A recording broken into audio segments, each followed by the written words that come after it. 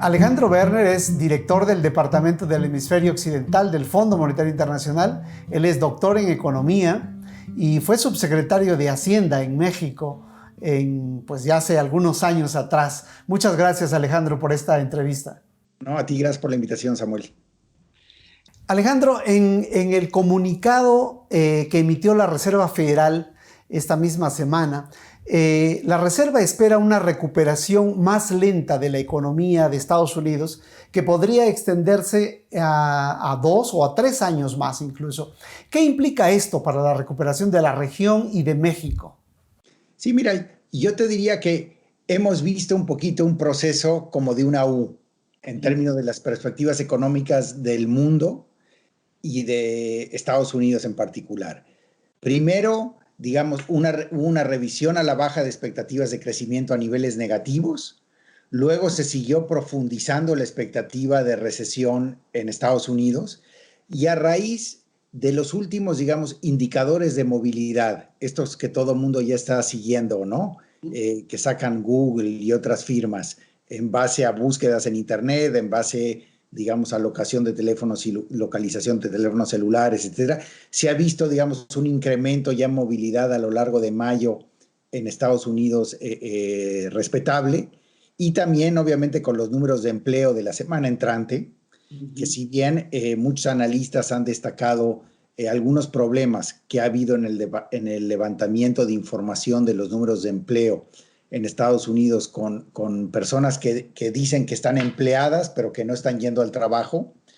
De todas maneras, el reporte de empleo fue sin ninguna ambigüedad muy positivo. O sea, cuando tú comparas el reporte de empleo de mayo con el de abril, tienes una creación de empleos importante contra la expectativa de una destrucción de empleos que los analistas estaban esperando. Y también cuando ves esta variable que en inglés le llaman continuing claims contra los jobless claims de todos los meses, que los jobless claims son las solicitudes de desempleo, y lo que mucha gente hace es sumar las solicitudes de desempleo de semana a semana. Sin embargo, muchas de esas personas que solicitaron el seguro de desempleo una semana ya no están ahí la semana entrante. O algunas solicitudes de desempleo no son aceptadas. Entonces hay personas que presentan 3. Entonces, la serie que nos muestra las solicitudes de desempleo que se mantienen es un mejor indicador. Esa serie empezó a mostrar ya estabilidad a lo largo de mayo, ya indicándonos que la destrucción de empleos estaba acabando. Y eso empezó a generar ya como que una pequeña recuperación en las expectativas de crecimiento para este año. Entonces, como tú decías, ayer la Reserva Federal indicó que sus expectativas de contracción para el año 2020 eran de menos 6,5%, que digamos, y también una sensación que las últimas, digamos, variables económicas mostraban una destrucción de actividad económica un poquito menor de lo que se veía antes. Sin embargo, un proceso difícil de recuperación de la normalidad y que iba a llevar un periodo relativamente largo para regresar, digamos, a aquellas tasas de desempleo de 4, ya, digamos, están muy lejos de lo que hoy estamos viendo, y regresar, digamos, a ese nivel de pleno empleo, es más, por debajo del pleno empleo, sí faltan muchos años. Por otro lado, también, y obviamente los movimientos de los mercados del día de hoy nos lo recuerdan, al final del día el principal determinante de la evolución de la economía en los próximos 12 meses va a ser la evolución de la pandemia. En la medida que esta reapertura de la economía nos conduzca a un proceso de contagios que sea manejable, y que por manejable decimos que básicamente el sistema de salud pueda operar con niveles de ocupación relativamente buenos para atender los casos que se van generando y que necesitan, digamos, entrar a terapia intensiva, etcétera, podemos pensar que este incremento en los números de movilidad, que este incremento y reapertura gradual de las actividades económicas va a continuar y se va a ir acelerando, y dándonos un poco como patrón de recuperación el que sugería la Reserva Federal.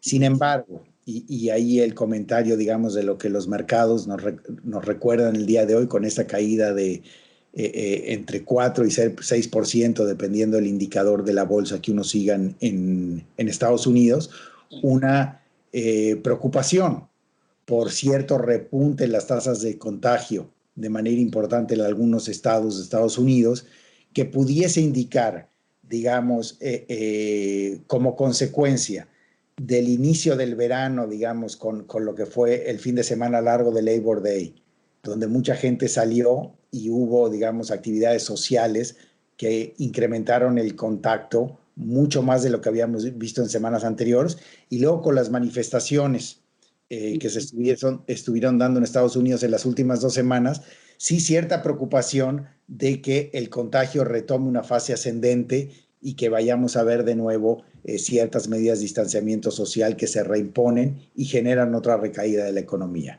Habiendo dicho eso, claramente el estímulo fiscal en Estados Unidos, el estímulo monetario tan agresivo y tan rápido que puso la Reserva Federal y también el Banco Central Europeo, claramente están generando digamos, la expectativa de estabilidad y cierta recuperación en mayo, y a partir de eso una cierta recuperación de la economía que, de acuerdo a la Reserva Federal, nos lleve a ese menos 6,5% de crecimiento de contracción este año, y a un incremento de la economía más sólido el año entrante. Ya. Ahora, esto para México, ¿qué implicaciones tiene? Porque la lectura que se hizo fue: vamos a ver una recuperación más lenta de lo previsto en los Estados Unidos, digamos, hacia 2021, 2022. Esto por la lectura que se hizo de tasas de interés, de mantener las tasas en cero durante este tiempo. ¿Esto qué implicaciones tiene para un país como México, que tiene una alta dependencia de los Estados Unidos?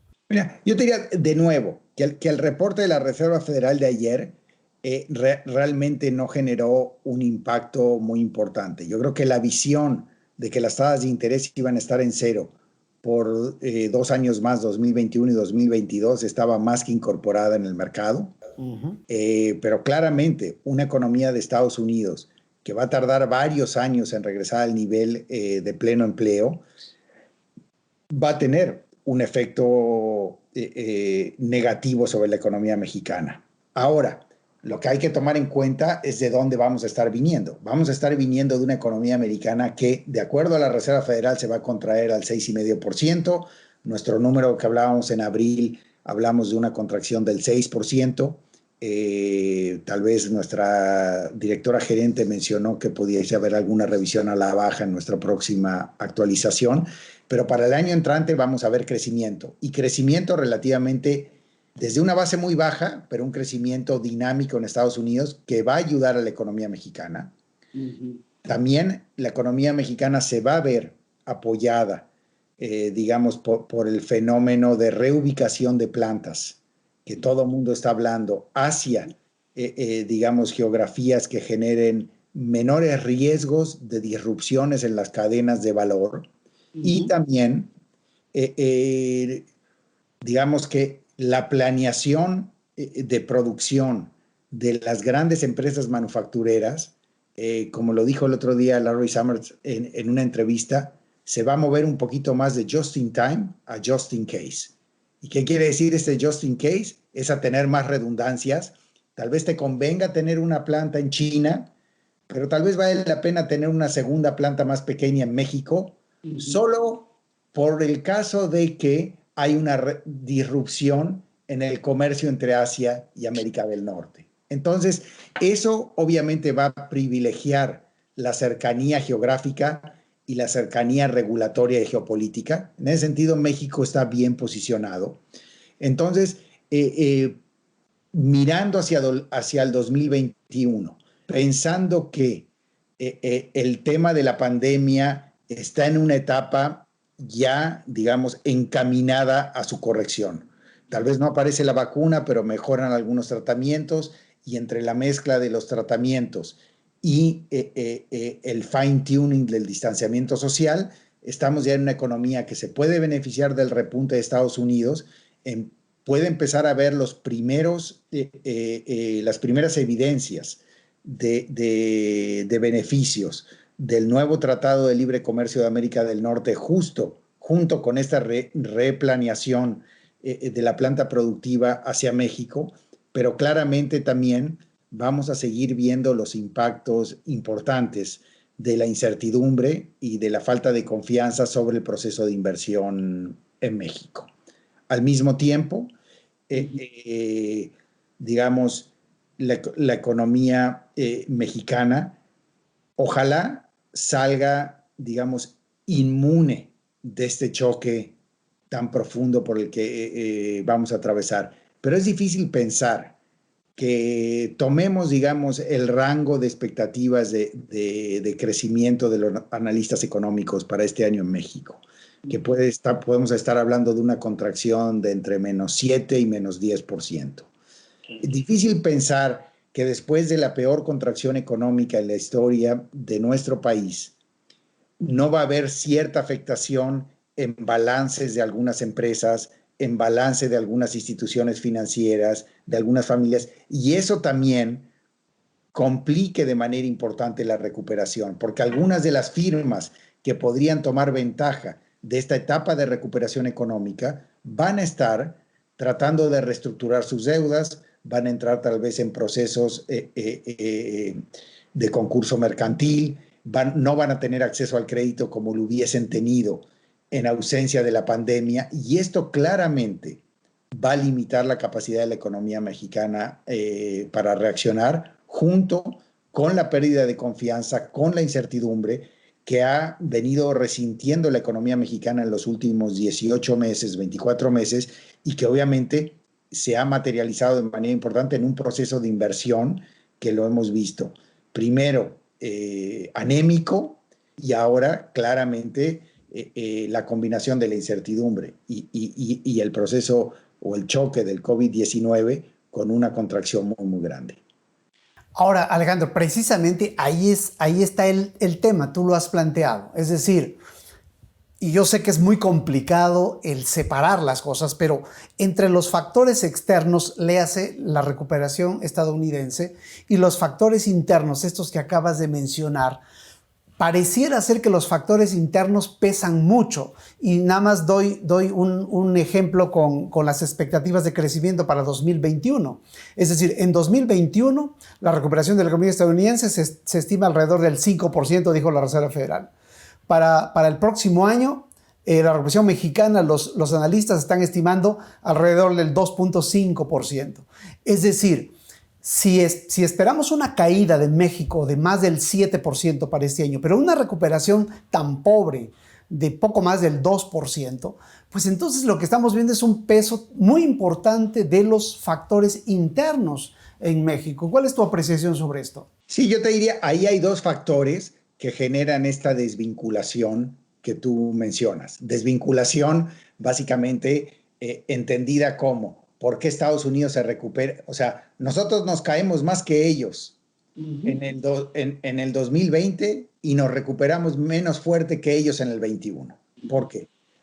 Un tema es el que estamos comentando, es básicamente la falta de confianza, la incertidumbre, etcétera, que obviamente va a hacer que tanto las familias como las empresas inviertan menos y consuman menos en el proceso de recuperación.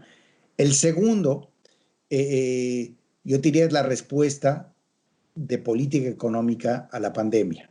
En la medida que en Estados Unidos estamos viendo un impulso fiscal muy importante y estamos viendo un impulso monetario muy importante, eso va a tener dos efectos considerables. El primero es que las heridas económicas y financieras de la pandemia, una vez que ésta esté ya de salida, las heridas que va a dejar van a ser menores. ¿Por qué? Porque si tú perdiste tu empleo, pero recibiste, digamos, no solo tu seguro de desempleo, sino que un complemento a tu seguro de desempleo, probablemente tuviste que echar menos mano de tus ahorros durante la pandemia. Entonces, cuando la pandemia ya esté de salida, si ya consigues un trabajo, ya un poco no voy a decir que estás hecho, pero estás en una mejor situación financiera si tuviste que utilizar el 80% de los ahorros que tú y tu familia tenían para eventualmente comprarte una casa, para eventualmente comprarte un bien durable. Entonces, ¿qué va a pasar? Por más que consigas trabajo, vas a querer empezar a ahorrar para restituir los ahorros que perdiste durante la pandemia. Eso, digamos, en el caso de las familias. Entonces, en la medida que la economía, digamos, de Estados Unidos y en otras economías, vimos un estímulo fiscal más importante para apoyar a los agentes económicos, familias y empresas durante la pandemia, esto va a generar que en el mundo, digamos, post pandemia, tengas menos heridas financieras y que esto le permita reaccionar al consumo y a la inversión de manera más dinámica. El segundo tema es las empresas. En la medida que ciertas empresas tengan daño permanente por el choque de la pandemia, lo que decíamos antes, va a ser muy difícil que reaccionen rápidamente a un incremento en la demanda agregada cuando éste se empiece a materializar. Porque o ya quebraron o ya se vendieron la mitad de sus locales, entonces, o perdieron su acceso al crédito. Entonces van a tener menos el resorte que pudiesen tener para responder al choque positivo va a ser menor. Y en tercer lugar también, parte del estímulo fiscal que están implementando las economías avanzadas y algunas economías emergentes se va a reorientar a apoyar menos a las familias y empresas afectadas y más al estímulo tradicional de demanda agregada, y eso también va a ayudar de manera importante. Entonces, la falta de respuesta de políticas públicas va también a limitar la velocidad de recuperación. Ahora, sobre esto, México ha sido muy singular, por decirlo de alguna manera, en sus políticas sanitarias y también económicas para enfrentar la pandemia y sus consecuencias. Y eso ha provocado un gran debate. ¿Qué preocupaciones tiene sobre la forma como México está enfrentando la crisis de cara a la recuperación?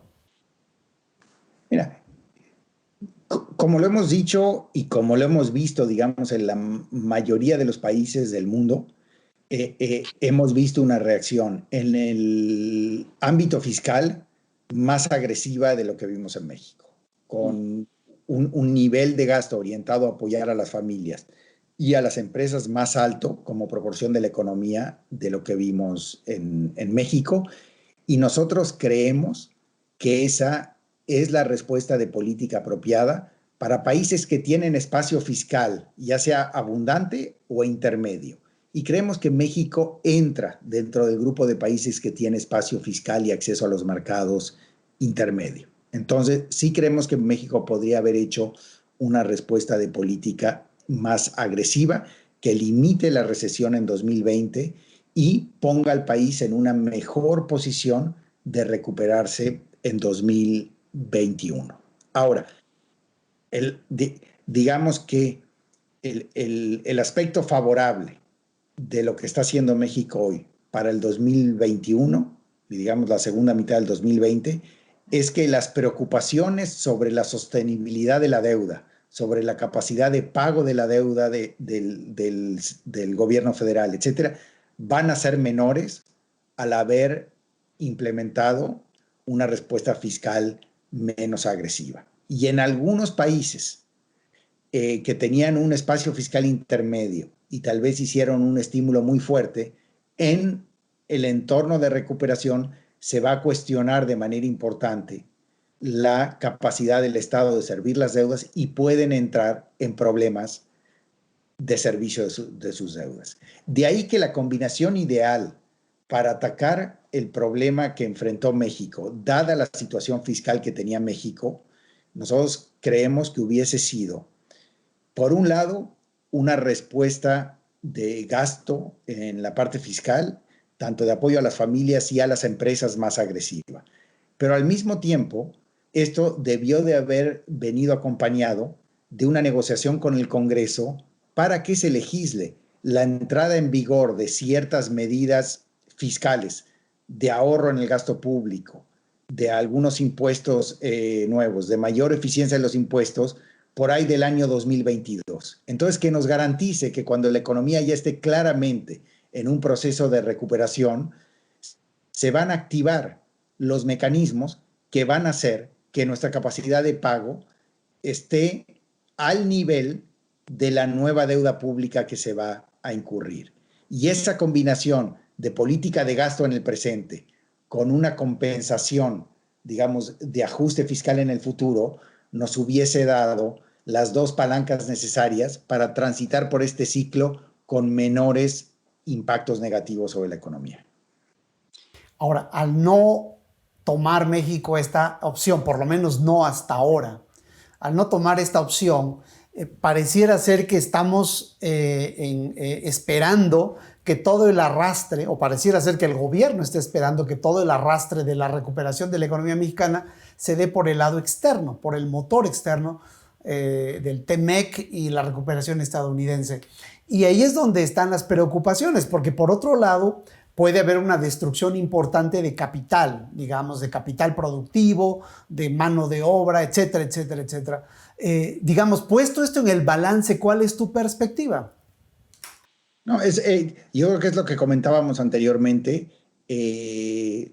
Nuestras estimaciones, el trabajo que el equipo que colabora conmigo y que sigue a la economía mexicana, claramente está muy alineado con lo que tú comentas. Ellos creen que, digamos, la respuesta de política más tibia que se siguió en México, junto con la incertidumbre y con la falta de confianza que grandes sectores productivos tienen sobre, digamos, las políticas microeconómicas del país, etcétera, van a hacer que estos factores de arrastre positivos no tengan la fuerza que podrían en México para generar un proceso de crecimiento más dinámico. Un poco, en resumen, es que estos factores negativos van a tener una carga muy alta y van a limitar la capacidad de rebote de la economía mexicana. Eso, y yo coincido con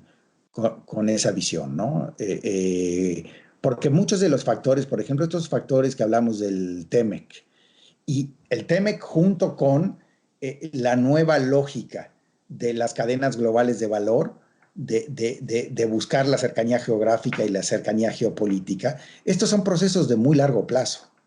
O sea, y van a ser procesos de muy largo plazo y que además no van a tener una urgencia de implementarse. ¿Tú crees que el sector automotriz va a tener una urgencia de aumentar capacidad en el año 2021? Digamos, la demanda por automóviles probablemente se recupere, pero va a seguir estando muy por debajo de la demanda que estaba implícita en los planes de inversión que se llevaron a cabo en 2018, 19 y principios del 20. Entonces, la urgencia a llevar a cabo este reacomodo no va a estar ahí. Entonces, si bien hay factores positivos importantes que van a ayudar a la economía mexicana, por el lado de la inversión, no van a ser tan fuertes en los primeros años. Y segundo, va a seguir habiendo ciertas actividades que hasta que no aparezca una vacuna o un tratamiento con una efectividad muy alta, probablemente en 2021 sigan pesando sobre el desempeño del sector turismo, por ejemplo, y sobre el desempeño de otros sectores que generan ingresos importantes en la economía mexicana. Entonces, yo sí creo que había o existe todavía, una respuesta de política que puede ser más eficiente para la economía mexicana, pero también es el caso cuando vemos otras economías, ¿no? O sea, y en ese sentido también el minimizar el beneficio que va a tener para México en el 2021 y el 2022, el haber acumulado menos deuda que otros países, también es importante. Pero como dije anteriormente, claramente había una combinación de políticas que garanticen mayores ingresos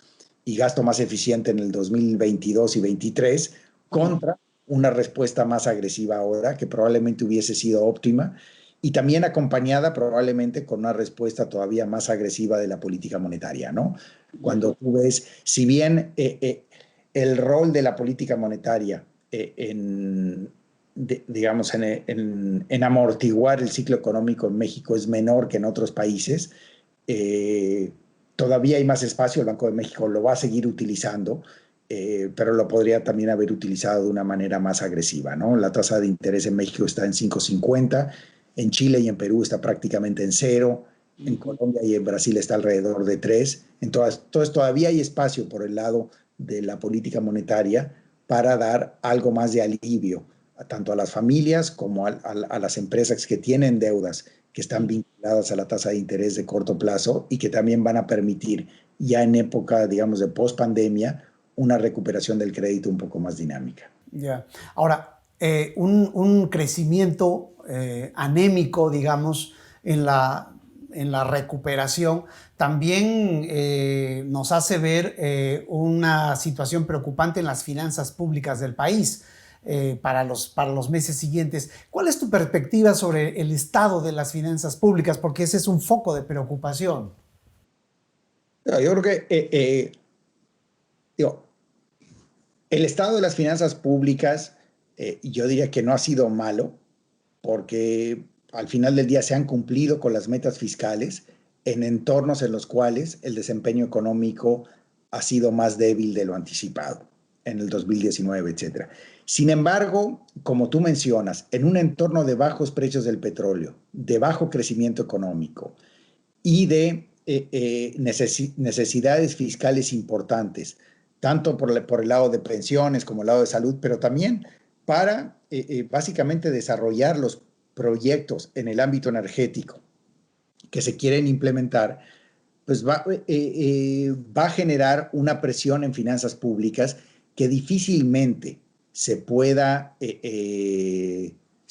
contener sin una revisión al marco tributario de México. Digamos que nuestros últimos reportes sobre la economía de México un poco ven que México es una economía que estructuralmente tiene un nivel de gasto público bajo.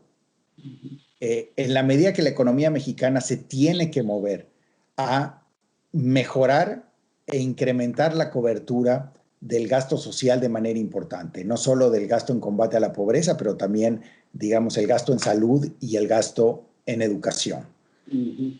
Lo cual va a poner presión en el nivel de gasto público en el mediano plazo.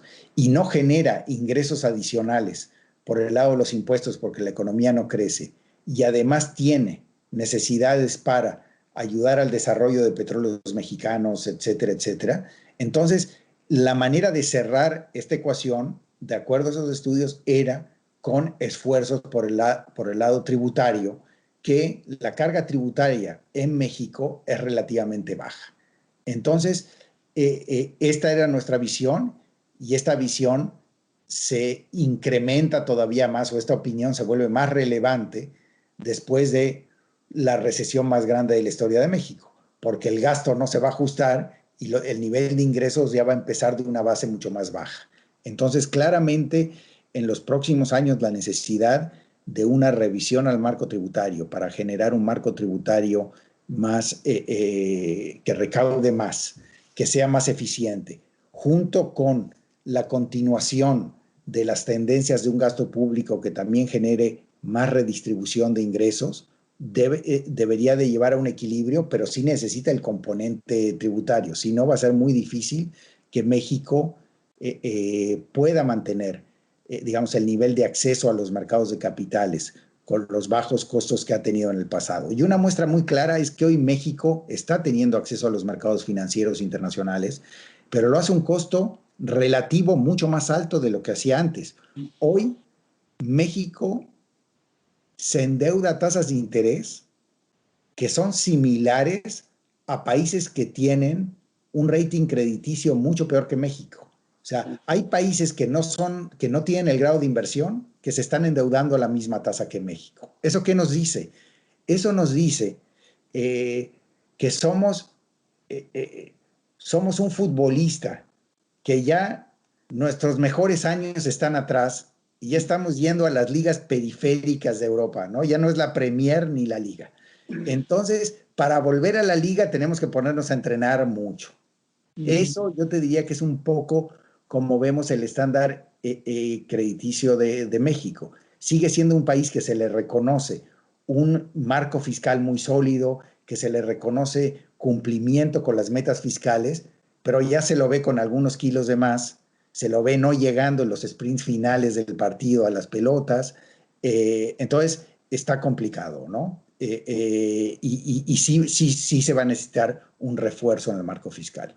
Ahora, esa complicación se agrava aún más, Alejandro, si tienes un entrenador del equipo que no le quiere dar aire al equipo porque está tratando de mantener a los mismos jugadores viejos que acabas de mencionar. Es decir, se ha comprometido pública y políticamente a no incrementar impuestos. Tú estás diciendo que es necesario revisar el marco tributario en algún momento y tendrá que ser más pronto que tarde para poder hacer que las finanzas públicas pues lleguen a la otra orilla o terminen el partido, para seguir con el lenguaje futbolero. Claro. Digo, digamos, en el diálogo que todos los años tienen los equipos del Fondo Monetario con las autoridades mexicanas, que ya se hará en su momento, de nuevo se discutirán estas opciones. Probablemente hay una visión que a través del incremento en la eficiencia recaudatoria se puede tal vez lograr los ingresos que se requieren. La visión que tenía, digamos, el equipo que cubre la economía mexicana el último año era que no iba a alcanzar con los incrementos en eficiencia recaudatoria y que se necesitaban modificaciones al marco tributario. Pero sí, va a ser una discusión que va a tener que continuar. Es válido, la eficiencia recaudatoria en México es baja y hay tanto cambios administrativos como cambios legales que no impliquen aumentar tasas de impuestos o introducir nuevos impuestos que pueden generar incrementos en la eficiencia recaudatoria importantes. Yo creo que es una discusión que tenemos que tener, dado los niveles adicionales de recaudación que el país necesita. Creemos que va a ser necesario también no solo el incremento de la eficiencia recaudatoria, pero sí la modificación del marco tributario y bueno, eso obviamente será parte del diálogo que vamos a tener con las autoridades más adelante. De acuerdo. Y para ir terminando, Alejandro, y te agradezco mucho el tiempo, México tiene una línea de crédito flexible con el fondo, que está sujeta, por cierto, a mantener lo que acabamos de hablar, es decir, políticas macroeconómicas robustas, certidumbre en el manejo de las finanzas públicas, es decir, está sujeta a estos condicionantes. Esta crisis y estas presiones fiscales que tiene México ahora, ¿le llevarán al fondo a revisar estas condiciones bajo las cuales se entregó esta línea de crédito? Mira, nosotros hicimos el proceso de evaluación y de renovación de la línea el año pasado y nuestro consejo directivo autorizó una nueva línea por dos años. Las condiciones claramente no cambian tan rápidamente y cuando cambian por factores exógenos también el país responde, corrige y se acopla a la nueva realidad. Los países mantienen esta línea. En su momento tendremos que hacer esa revisión y bueno, y nuestro consejo directivo tomará una decisión.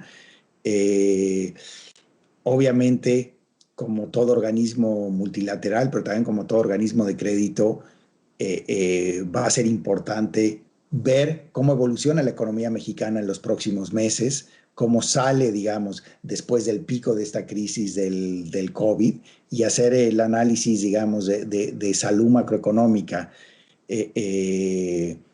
cuando tengamos más claro el panorama económico que indujo este choque de la pandemia. Entonces estaremos en ese diálogo con las autoridades, haremos ese trabajo internamente y como tú dices, esta línea de crédito México la ha tenido desde el año 2009, le ha funcionado bien porque ha servido para que el país y que los inversionistas vean que el país no solo tiene sus reservas internacionales, sino además tiene un colchón adicional por esta línea de crédito. Este año además el país tuvo acceso a las líneas de swaps de la Reserva Federal. Entonces México ha hecho muy bien su trabajo también en armar una red de protección financiera importante que descansa primero en los fundamentos de un Banco Central autónomo, un esquema de objetivos de inflación, un tipo de cambio flexible, una política de deuda pública muy buena, con deuda de moneda nacional a largos plazos, etcétera, y también estos elementos de red de seguridad financiera, como son los swaps con la Reserva Federal, como es la línea de crédito flexible, y eso ha sido una característica de las autoridades mexicanas en los últimos 15 años, que se ha mantenido, que los equipos actuales también lo han hecho muy bien, y que también le da solidez a la economía mexicana, al sector financiero, junto con un sistema bancario, un sistema financiero también robusto, con altos niveles de capitalización y muy bien supervisado. Entonces, hay elementos de preocupación, como tú mencionas, y hay otros elementos de fortaleza en la economía mexicana, y hay que irlos considerando como lo hemos hecho anteriormente. De acuerdo. Pues muchas gracias, Alejandro, por el tiempo para la entrevista. A ti, Samuel.